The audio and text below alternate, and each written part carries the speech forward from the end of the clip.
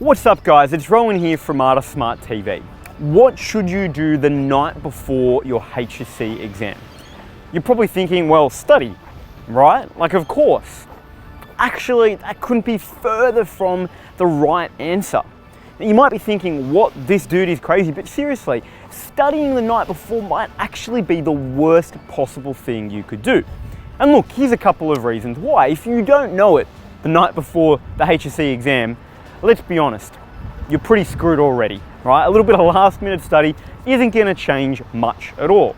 Secondly, what you do the night before an exam or the night before any major performance you might need to do is as much to do with physical and mental preparation as it is to do with you actually having the knowledge for the next day.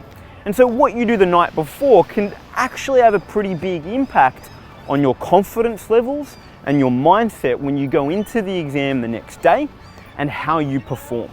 So what I'm going to be looking at here is what should you do the night before your HSC exam, right? What's the actual effective things that you can do to make sure that you perform at your best in tomorrow's exam?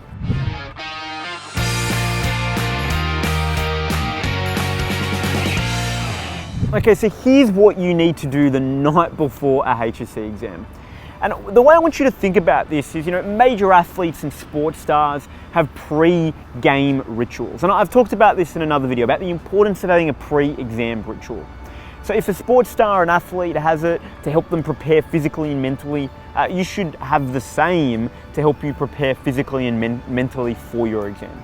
So the night before an exam or assessment, what you want to do is you don't want to be put off your game. And so doing certain types of study and reading certain types of notes, what that's actually going to do is it's going to show you what you don't know rather than show you what you do know. Because we have a tendency, right? You could get all sorts of positive feedback and then the one person that says something horrible, that's all you hear, that's all you listen to, right? So we zoom in on the negative.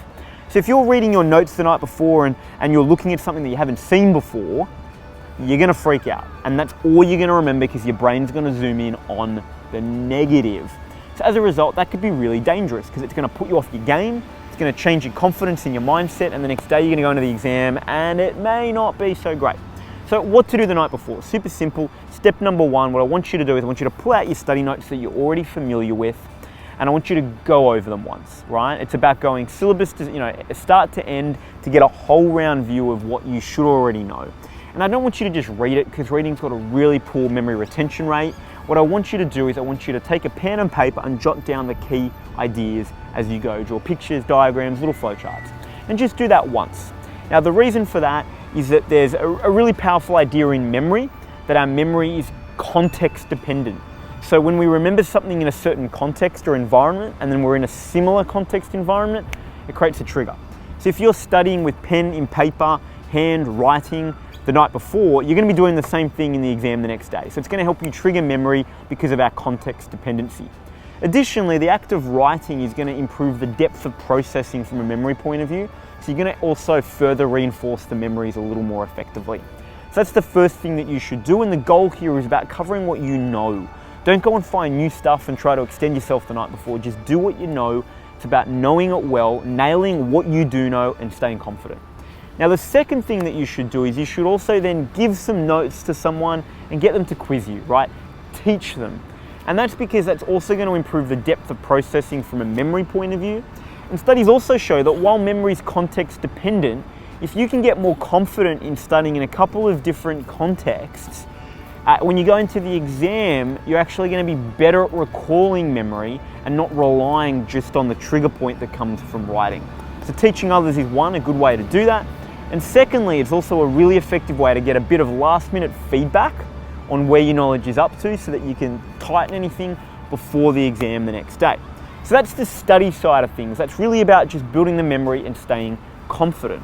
We've then got to look on the flip side about what you do to actually prepare, from a sleep point of view. And so the really key thing I want to encourage is stop studying at 9 p.m. That's right, you might be thinking, wow, I'm usually studying till 3 a.m. in the morning, but I want you to stop at 9 p.m. And the reason for that is, as I said in the intro, if you haven't learned it by then, you're not going to anyway. And secondly, it often takes some time, right? Like you're studying, you go to bed, and then, it's still an hour and a half before your brain switched off.